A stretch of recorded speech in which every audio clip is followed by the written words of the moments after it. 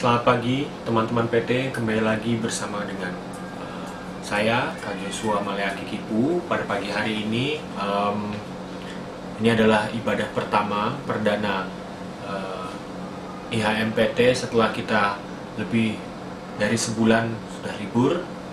Jadi pada pagi hari ini kita mau mengucapkan selamat hari Minggu. Kita akan mendengarkan firman Tuhan. Oleh karena itu, teman-teman PT, marilah kita bangkit berdiri. Kita akan mendengarkan firman Tuhan dan membaca firman Tuhan dari Yehezkiel 36 ayatnya yang pertama sampai dengan ayatnya yang ke-7. Sebelum kita membaca firman Tuhan, sebelum kita membaca Alkitab, mari kita bersatu di dalam doa. Mari kita berdoa. Allah Bapa kami dalam surga, terima kasih ya Tuhan atas berkat yang Kau berikan terhadap kami. Pada pagi hari ini kami mengucap syukur di hadapan-Mu ya Bapa, oleh karena kasih dan rahmat-Mu bagi hidup kami. Tuhan, sekarang kami akan membaca firman Tuhan. Berbicaralah Tuhan, biarlah anak-anak PT, bahkan hamba-Mu ini menyampaikan firman Tuhan dengan baik, dan anak-anak PT bisa mendengarkannya, sehingga itu bisa menjadi rema dalam kehidupan mereka, dan mereka bisa menerapkannya dalam kehidupan sehari-hari. Hanya di dalam nama Tuhan Yesus kami sudah berdoa. Amin. Bacaan Alkitab kita pada pagi hari ini diambil dari Yehezkiel 36 ayatnya yang pertama sampai dengan ayatnya yang ke-7. Hai engkau anak manusia, bernubuatlah mengenai gunung-gunung Israel dan katakanlah, hai gunung-gunung Israel, dengarlah firman Tuhan. Beginilah firman Tuhan Allah, oleh karena musuh itu berkata mengenai kamu, syukur, bukit-bukit dari dahulu kala sudah menjadi milik kita. Oleh karena itu bernubuatlah dan katakan, beginilah firman Tuhan Allah, oleh karena yang sungguh karena musuh dari sekitarmu menjadikan kamu sunyi sepi dan mengingini kamu, supaya kamu menjadi milik sisa-sisa bangsa, jadi milik sisa bangsa. Dan oleh karena kamu menjadi buah mulut orang dan banyak dipergunjingkan. Oleh karena itu, hai gunung-gunung Israel, dengarlah firman Tuhan Allah kepada gunung-gunung dan bukit-bukit, kepada alur-alur sungai dan lembah-lembah, kepada reruntuhan yang sunyi sepi, dan kepada kota-kota yang sudah ditinggalkan, yang sudah menjadi jarahan dan olok-olokan bagi sisa bangsa-bangsa yang di sekitarnya. Oleh karena itu, beginilah firman Tuhan Allah, aku pasti berfirman dalam api cemburuanku, melawan sisa bangsa-bangsa dan melawan seluruh Edom, yang menentukan tanahku menjadi miliknya, dengan segala rasa sukacita dan rasa penghinaan, sehingga tanahku itu dimilikinya dan dapat habis dijarah. Oleh karena itu bernubuatlah mengenai tanah Israel dan katakanlah kepada gunung-gunung dan bukit-bukit, kepada alur-alur sungai dan lembah-lembah, beginilah firman Tuhan Allah, sungguh aku berfirman dalam amarah semburuanku, oleh karena kamu sudah menanggung noda yang ditimbulkan bangsa-bangsa. Oleh sebab itu beginilah firman Tuhan Allah, aku bersumpah bahwa bangsa-bangsa yang di sekitarmu sendiri pasti akan menanggung noda mereka. Ya, demikianlah firman Tuhan. Berbahagialah orang yang mendengarkannya dan melakukannya dalam kehidupan mereka sehari-hari. Haleluya. Ya, pada pagi hari ini kita membahas tentang bangsa Israel, yang dimana kita harus tahu dulu background dari firman Tuhan kita pada pagi hari ini. Jadi kitab Yehezkiel itu basically atau secara dasarnya itu, teman-teman PT, itu dituliskan oleh Nabi Yehezkiel,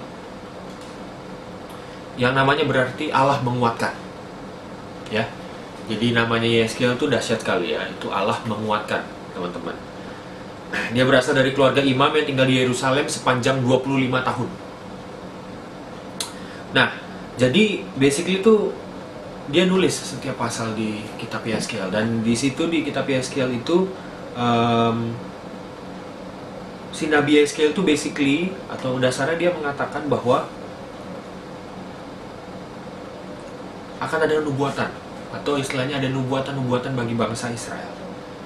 Jadi bangsa Israel itu kan dalam keadaan yang dimana lagi dijajah ya, gitu ya.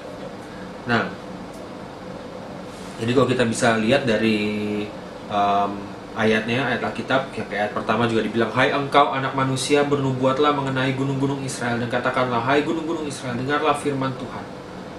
Beginilah firman Tuhan Allah, oleh karena musuh itu berkata mengenai kamu, syukur bukit-bukit dari dahulu kala sudah menjadi milik kita. Jadi bangsa Israel itu dia dijajah ya oleh bangsa asing pada saat itu. Nah,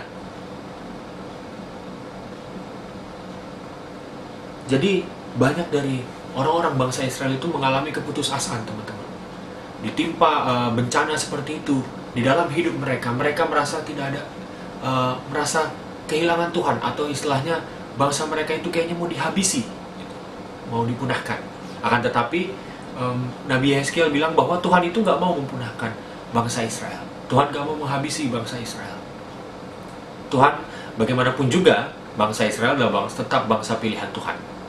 Oleh karena itu tanpa orang Israel sadari, Tuhan punya rencana besar bagi bangsa Israel. Teman-teman tahu sendiri, backgroundnya bangsa Israel itu mereka bebal, atau istilahnya banyak sekali melanggar perintah Allah, perintah Tuhan. Nah, oleh karena itu dalam masalah-masalah yang mereka hadapi, mereka dijajah, mereka kalah berperang, atau apapun itu yang Tuhan izinkan terjadi bagi bangsa Israel, itu adalah cara Tuhan untuk mengingatkan bahwa Tuhanlah yang berkuasa. Seperti itu ya. Itulah yang pada dasarnya Nabi Yeskiel itu mau bilang ke bangsa Israel. Jadi kesatuan wilayah di Israel itu, kerajaannya bakal menyatu dengan dikalahkannya musuh di sekitarnya, di sekitar bangsa Israel. Jadi bangsa Israel itu tidak terlepas dari yang namanya konflik, teman-teman. Pada masa itu tuh bangsa Israel itu, Nabi Yeskiel itu mau bilang bahwa Israel itu pasti akan mengalami yang namanya pemulihan di tengah setiap masalah yang mereka hadapi. Tuhan berikan pemulihan, walaupun caranya nggak mengenakan bagi bangsa Israel. Iyalah, mereka harus dijajah. Akan tetapi disitulah Tuhan mau beracara. Tuhan mau bertindak. Karena kehendak Tuhan itu adalah rencana yang indah di depannya, istilahnya seperti itu. Bangsa Israel nggak bisa lihat itu, karena yang mereka lihat cuma penderitaan. Seperti itu. Tapi Tuhan ngelihatnya berbeda. Dan Tuhan bilang ke Yeskiel bahwa Yeskiel pun juga harus melihat sudut pandang Tuhan. Jadi teman-teman, yang kalian harus aplikasikan dalam kehidupan kalian adalah kalian harus tahu, teman-teman. Satu ya, kalian harus sadar bahwa hanya Tuhan yang dapat diandalkan di dalam hidup ini. Cuman Tuhan aja yang istilahnya memiliki kekuatan untuk memiliki kuasa untuk mengangkat kalian dari masalah. Gak ada yang lain lagi. Cuman Tuhan aja yang kalian bisa andalkan. Ingat loh teman-teman PT, itu penting. Terus kalian sebagai remaja harus paham bahwa gimana Tuhan mau nolong kalian kalau kalian sendiri gak mau ditolong. Seperti itu. Bangsa Israel, mereka melakukan dosa, mereka melakukan kesalahan, mereka cari-cari sendiri. Nah, teman-teman udah tahu hal buruk seperti itu, jangan teman-teman tiru lagi. Yang kalian harus lakukan adalah hal yang paling benar adalah kalian harus taat. Kalian harus taat sama perintah Tuhan. Di situ Tuhan sayang sama kalian di situ. Walaupun kalian gak taat juga Tuhan sayang sih. Akan tetapi baiknya kalau kalian taat, kalian takut akan Tuhan, kalian di situ mendapat pertolongan Tuhan. Karena Allah akan memberikan kalian kekuatan untuk menghadapi masalah. Itu yang penting teman-teman. Kekuatan dari Allah untuk menghadapi masalah. Kalau enggak kalian stres. Kayak di Korea banyak yang loncat dari atas jembatan tuh. Nah itu karena stres, gak bisa istilahnya mengontrol lagi emosinya. Tapi kalau kalian punya kekuatan Tuhan, masalah-masalah yang kalian hadapi, sesulit apapun itu, kalian bisa lewatin. Dan yang terakhir adalah kalian harus mengucap syukur. Ingat teman-teman, kalian sudah ditolong sama Tuhan. Layaknya kita berterima kasih kalau ditolong sama orang. Pak, di mana tempat duduknya? Di situ, Pak. Terima kasih ya Bapak. Seperti itu. Itu kalian juga harus lakukan di hadapan Tuhan. Tuhan tolong kalian. Kalian mengucap syukur setiap hari dengan cara seperti apa? Lakuin firman Tuhan. Berdoa. Di saat-saat seperti ini yang kalian perlu lakukan adalah berdoa, teman-teman. Sulit melihat corona di sana kemari. Dan kalian gak bisa pegangan tangan salah, pelukan salah, ngelihat dari jarak kurang dari 1 meter, salah, kena virusnya. Cuman megang gagang pintu, kena. Orang bersihin depan, kena lagi. Serba salah kan? Nah, akan tetapi teman-teman, mengucap syukurlah setiap waktu. Kalian mengucap syukur. Konflik apapun yang kalian hadapi, masalah apapun yang kalian hadapi, bencana yang datang ke kalian, Tuhan pasti akan menguatkan kalian, teman-teman. Karena penyertaan Tuhan. Tuhan tuh selalu bersama-sama dengan kalian, tanpa kalian lihat. Kalian percaya sama kuasa Tuhan, malaikat-malaikatnya ada buat kalian. Jadi, di saat-saat bencana seperti ini yang kita alami, kalau bangsa Israel mereka mengalami konflik, tapi Nabi Yeskiel menguatkan bangsa Israel lewat nubuatannya. Tuhan menguatkan bangsa Israel. Sama juga teman-teman PT, remaja-remaja, jangan cuma ngegosip aja nanti kalau ketemu teman-teman, kalau di Zoom atau dimanapun itu kalian ketemu. Tapi yang kalian lakukan adalah saling nguatin satu sama lain. Lo kuat, lo bisa, kamu bisa melakukan ini, kamu bisa takut akan Tuhan. Istilahnya seperti itu. Orang tuh kadang-kadang gak butuh hal banyak, dia cuma butuh kekuatan dari teman-temannya. Sama, kalian juga sebagai remaja yang percaya sama Tuhan, kuasa Tuhan itu nyata. Kalian harus saling menguatkan satu dengan yang lainnya, tanpa terkecuali. Nah, kakak akan mengakhiri khotbah kakak, akan tetapi ini ibadahnya kan kita pre-record. Kakak pengen bilang bahwa nanti malam kita akan ketemu di Zoom.